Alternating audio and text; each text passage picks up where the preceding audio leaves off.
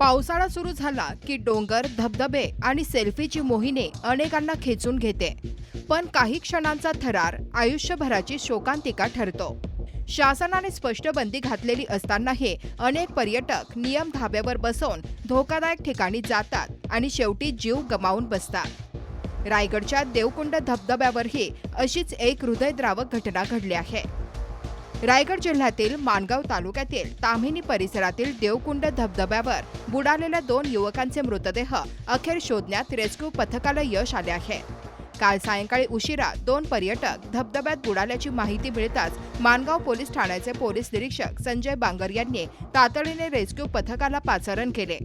मात्र अंधारामुळे शोध मोहीम थांबवावी लागली.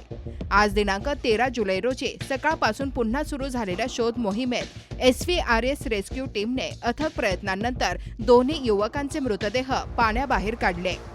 त्यानंतर ट्रॅकच्या माध्यमातून मृतदेह मुख्य रस्त्यावर आणून पोलिसांच्या ताब्यात देण्यात आले. या प्रकरणाचा पुढील तपास माणगाव पोलीस करत आहेत. महत्त्वाची बाब म्हणजे देवकुंड धबधब्यावर पावसाळ्यात शासनाने प्रवेश बंदी लागू केली आहे. तरीही पर्यटक जीव धोक्यात घालून या ठिकाणी पोहोचतात. निसर्गाचा आनंद घ्यायचा की जीव धोक्यात घालायचा हा निर्णय प्रत्येकाने वेळेत घ्यायला हवा. कारण एका चुकीच्या निर्णयाची किंमत अनेकदा स्वतःचा जीव आणि कुटुंबाचे आयुष्यभराचे दुःख ठरते. दिनांक 12 जुलै रोजी पुण्याहून काही पर्यटक देवकुंड या ठिकाणी फिरण्यासाठी आले होते. त्यातील 2 पर्यटकांचा देवकुंड या ठिकाणी कुंडामध्ये पडून मृत्यू झालेला आहे. काल त्या ठिकाणी शोधकार्य केले असता परंतु अंदाज झाल्याने पूर्णपणे शोधकार्य थांबवण्यात आले.